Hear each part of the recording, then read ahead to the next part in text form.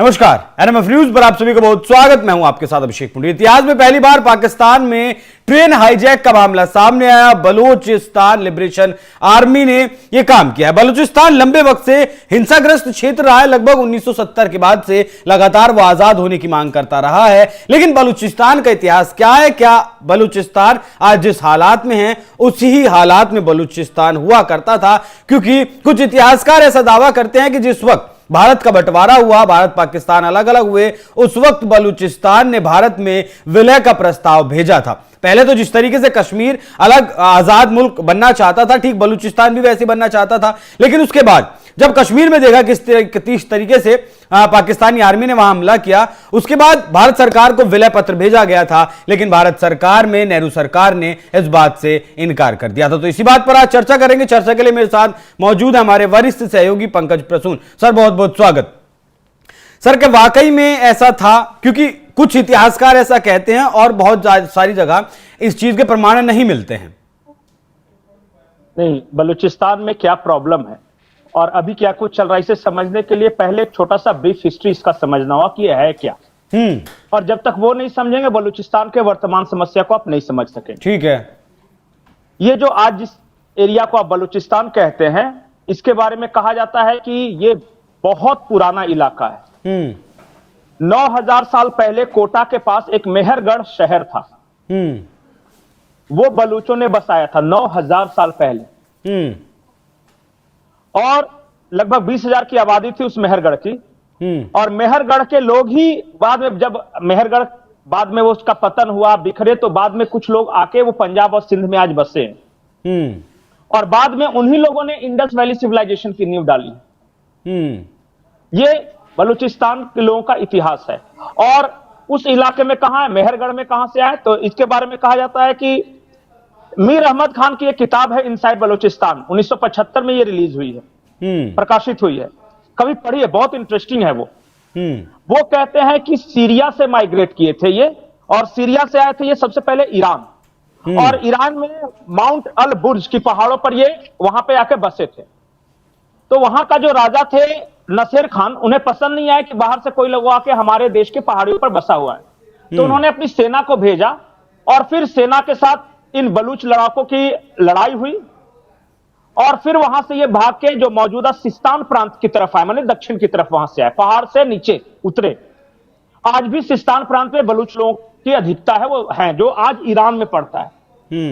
दो लिहाज से यह इलाका उनके लिए बेहद महफूज था। वो कि कोई भी आक्रमणकारी जब आता था तो वो आगे सीधे सिंधु नदी की ओर बढ़ जाता था, यहां टिकता नहीं था। क्योंकि शायद आक्रमणकारियों को लगता था कि ये इलाका शुष्क इलाका है, पानी की कमी है, कुछ धन संपदा नहीं है। तो ये सिक्योरिटी के लिहाज से बहुत इंपॉर्टेंट था। और दूसरा इस लिहाज से इंपॉर्टेंट था कि ग्वादर वहां पोर्ट है जिसका आज सुन रहे हैं। ग्वादर पोर्ट पे हमेशा से बलूचों का कब्जा रहा है। तो वो क्या करते थे, वहां से व्यापार वगैरह करते थे। नमक का व्यापार सबसे ज्यादा करते थे वो। अब ये तो हो गया पुराना इतिहास। अब 1947 में क्या हुआ वो समझिए। सबसे पहले जब देश आजाद हुआ, अंग्रेजों ने फैसला किया यहां से छोड़ के जाना है। तो आज का जो मौजूदा बलूचिस्तान है वो एक हिस्सा नहीं था। कलात एक राजवाड़ा था जो कि किंग ऑफ कलात उसको चलाते थे। बहुत सारे लोग उसे खान ऑफ कलात भी बोलते हैं। वो सबसे बड़ा इलाका।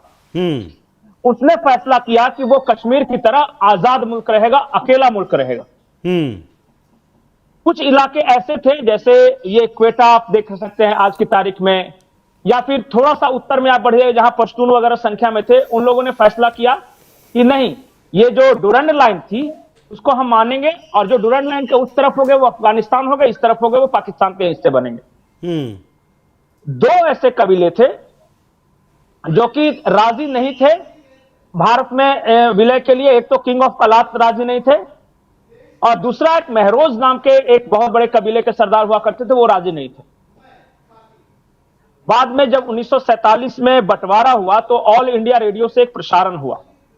ऑल इंडिया रेडियो के प्रसारण में अनाउंस किया गया कि जो किंग ऑफ कलात हैं उन्होंने भारत के साथ संधि पत्र पर दस्तखत कर दी है। वो ऑल इंडिया रेडियो का वो आज भी सुनिएगा, वीपी मेनन। और हाँ, वीपी मेनन ने ये अनाउंस किया था।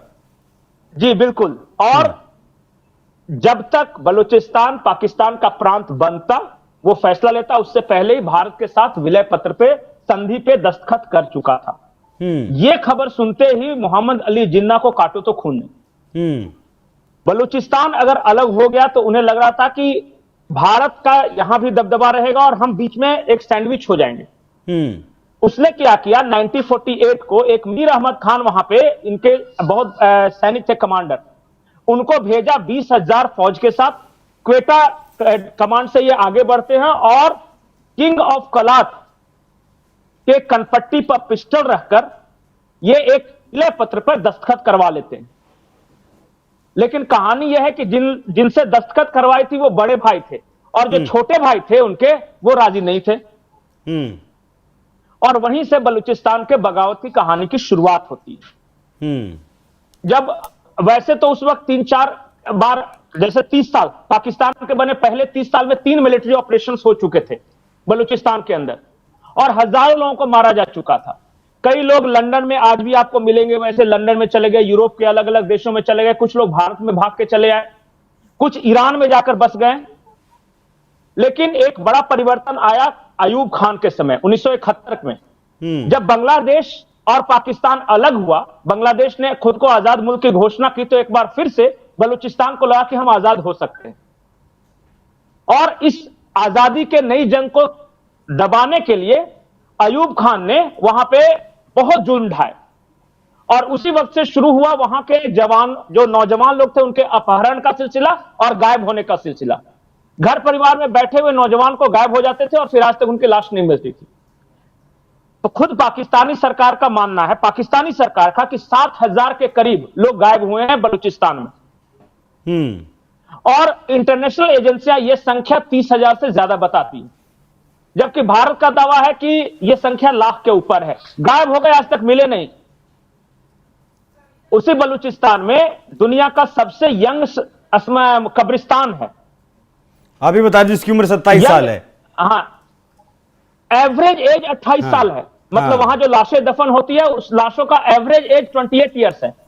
मतलब कोई 56 साल के अगर दफन होते तो कोई 18 साल का बच्चा, 17 साल का, 13 साल के बच्चे को भी मार के दफन कर दिया जाता है। एक और महत्वपूर्ण कहानी है, मुशर्रफ के बाद से क्यों मिलिटेंसी बढ़ी।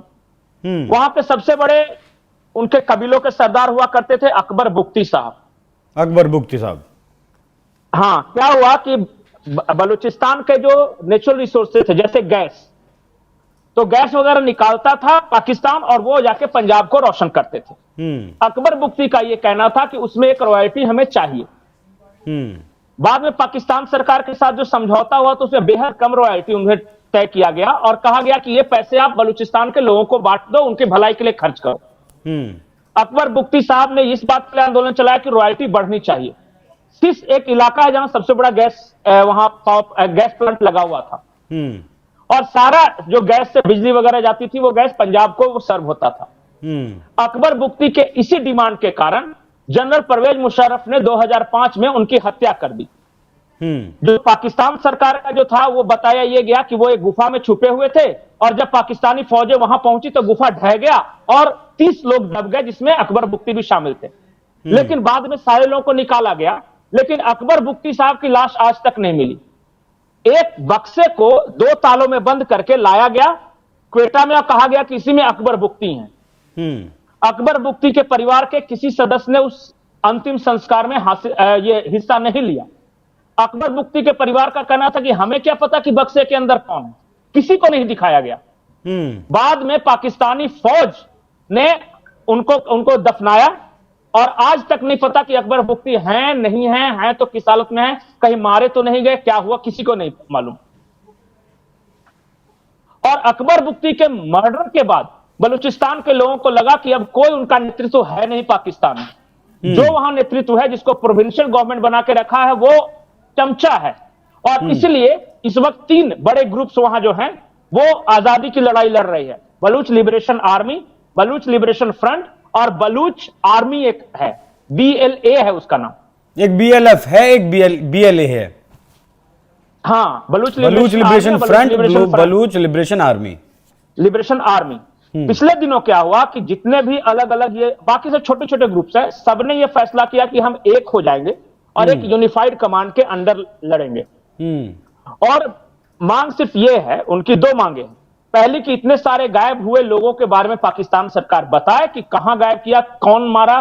सैनिक ऐसे ही किसी के घर में घुस के महिलाओं का रेप नहीं कर सकते, किसी भी बच्चे को उठाकर उसको गोलियों से भून देते हैं, ये नहीं चलेगा।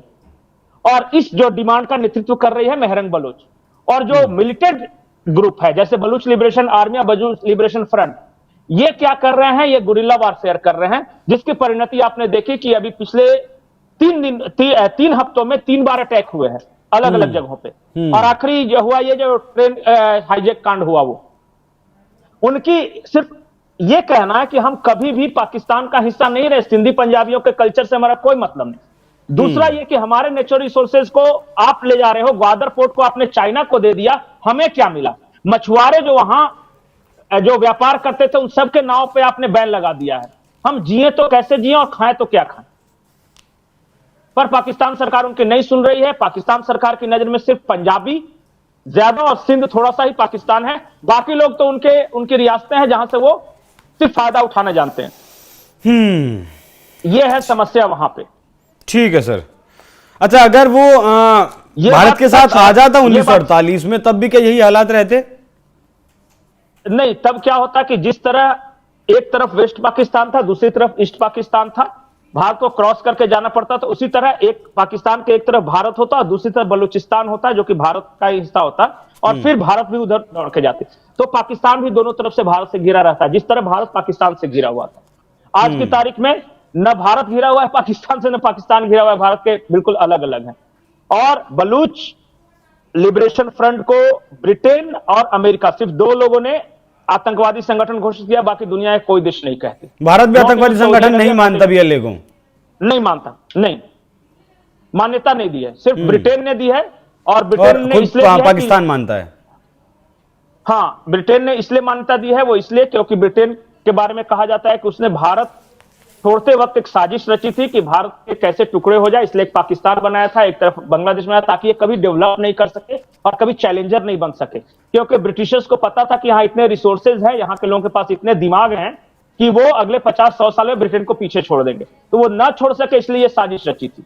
ठीक है, बहुत बहुत धन्यवाद पंकज जी विस्तार से चर्चा करने के लिए। तो तकरीबन ऐसा कुछ रिपोर्ट्स दावा करती हैं कि 7,000 तकरीबन लड़ाके फिलहाल बीएलए के पास हैं, और जो हथियार हैं वो भी। जी, आखिरी बात कि मैंने ये बात कही कि कभी भी जो कलात प्रांत था या बलूचिस्तान पाकिस्तान या हाँ। अभी जो मौजूदा पाकिस्तान, हाँ, उसका हिस्सा नहीं रहा। जब मुगलों के जमाने से भी औरंगजेब का जब शासन था, तब भी औरंगजेब ने बलूचिस्तान को एक अलग प्रांत की मान्यता दी थी, कलात राजा को मान्यता दी थी, और दोस्ती का हाथ बढ़ाया था, ताकि औरंगजेब को पता था कि ईरान से जो हमले होंगे वो एक बफर जोन की तरह इस्तेमाल होगा, जो कलात होगा, और कभी भी रहा ही नहीं, वो हमेशा से एक अलग रियासत रही है। ठीक है, जिसका नतीजा ये है आज लगभग पाकिस्तान का सिर्फ 6% आबादी रहती है बलूचिस्तान में, 44% हिस्सा बलूचिस्तान में, मतलब लगभग आधा पाकिस्तान बलूचिस्तान का प्रांत लगता है, 4 प्रांत पाकिस्तान में है। और उस 6% आबादी का मतलब 1.25 करोड़ के लगभग आबादी है,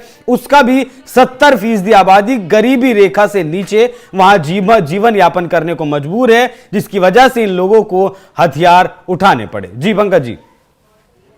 चाइना को गिरवी दे दिया है बलूचिस्तान को, जैसे जो ग्वादर पोर्ट सीपीसी का सारा प्रोजेक्ट है ना, वो पीओके से निकलता है और खैबर पख्तूनख्वा होते हुए बलूचिस्तान की ओर जाता है, तो लीज पे दे रखा है बलूचिस्तान को पाकिस्तान ने चाइनीज के लिए। हाँ, तो वो जो को लेकर भी वहां बहुत चाइना पाकिस्तान इकोनॉमिक कॉरिडोर है, उससे भी खफा है बलूचिस्तान के। ये एक हिस्सा बेच दिया गया लगभग पाकिस्तान को, औने पौने दामों में जमीनें बेची जा रही, हमें कुछ नहीं मिल रहा है, वैसा नहीं होगा। और जो गोल्ड माइन है वहां, जो गोल्ड माइन है उसे लीज पर दे दिया गया कनाडा को 50% की हिस्सेदारी पर पाकिस्तान ने। तो बहुत शोषण, अगर कहें कि शोषण की जो पराकाष्ठा है पाकिस्तान ने बलूचिस्तान के साथ वो कर दी है, जिसका नतीजा ये है कि आज उन लोगों को अपने हक के लिए हथियार उठाने पड़े हैं। और अगर 1900 बंटवारे के वक्त 48 में 27 मार्च 1948 का वो दिन था जब ये वीपी मेनन ने ऑल इंडिया रेडियो पर बताया था, और 29 मार्च 1948 को बलूचिस्तान पाकिस्तान के साथ मिल गया था। मतलब जानकारी मिलते ही जिन्ना ने हमला करवा दिया था। एक और आपको महत्वपूर्ण जानकारी दे दूं, 1946 में बलूचिस्तान ने ब्रिटिश सरकार के खिलाफ एक केस लड़ा था जिसकी पैरवी बलूचिस्तान की तरफ से जिन्ना ने की थी, मोटी फीस भी ली थी और उसी जिन्ना ने 48 में बलूचिस्तान पर हमला कर अपने पाकिस्तान में उसे मिला लिया था। जी नहीं, आपने बहुत अच्छी बात छेड़ दी कि जिन्ना ने केस लड़ा था बलूच के राजा के लिए। उसने क्या फी के रूप में क्या लिया था पता है? क्या? आपने गोल्ड माइंस की बात की ना, एक तरफ तराजू के पलड़े में खुद जिन्ना बैठा हाँ। था और दूसरी तरफ वहां के राजा ने सोना उस पे रखा था कि जितना तुम्हारा वजन है उतना सोना, ये उसकी फीस थी। ठीक है पंकज, बहुत बहुत शुक्रिया। तो दर्शकों, चर्चा आपको कैसी लगी कमेंट कर जरूर बताइएगा। नमस्कार।